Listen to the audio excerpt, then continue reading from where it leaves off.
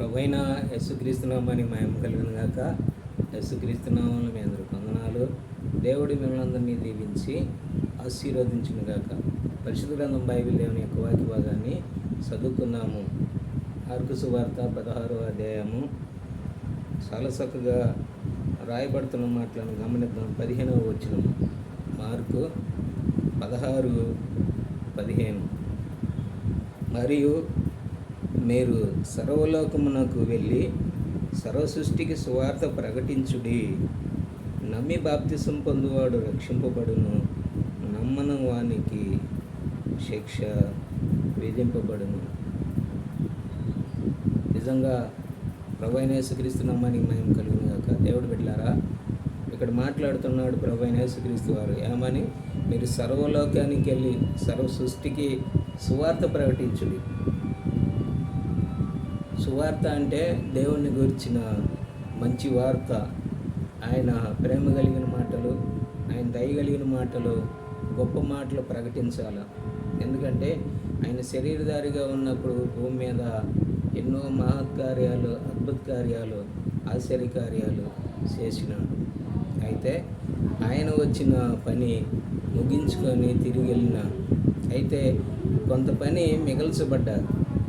అందుకనే ఆయన ఆజ్ఞాపిస్తున్నాడు ఏమని? మీరు సర్వలోకానికి వెళ్ళి సర్వ సృష్టికి సువార్త ప్రకటించుడి. నమ్మి బాప్తిసం పొందువాడు రక్షింపబడును, నమ్మని వానికి శిక్ష విధించబడును. ఈ మాటల అర్థము కొంచెం ఆలోచిస్తే దేవుడు బిడ్డలారా, నమ్మి బాప్తిసం పొందువాడేమో రక్షింపబడును, నమ్మని వానికి శిక్ష విధించబడును. ఏ నమ్మటంలా?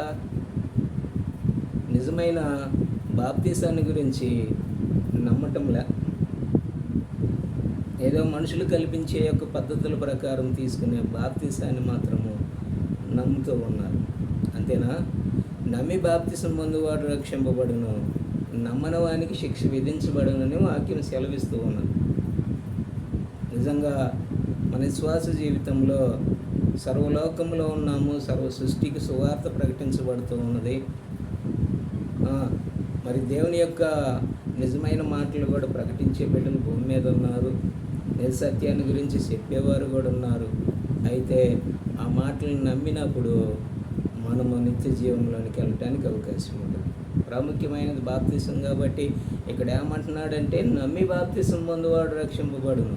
ఏ నమ్మాలా? దేవుని నమ్మాలా, దేవుడు వాక్యాన్ని నమ్మాలి. ప్రకటించేవారు ఇది నిజమైందా కాదనేది, బైబిల్లో ఉన్నదా వీళ్ళు చెప్పేది లేదా అని పరిశీలన చేసి చూసిన తర్వాత నువ్వు నిర్ణయం తీసుకోవాలి. ఏదో బైబిల్ వాక్యంలో లేని దాన్ని, సత్యం కాని దాన్ని నువ్వు విన్నా దాని ప్రకారము తీసుకోకపోయినా నిజంగా ఆ రాజ్యము లేదని వాక్యమే సెలవిస్తూ ఉంది.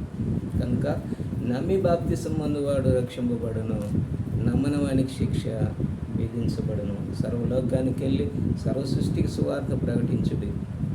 ప్రకటించిన తర్వాత బాప్తిసం పొందుడి అని వాక్యం సెలవిస్తూ ఉన్నది.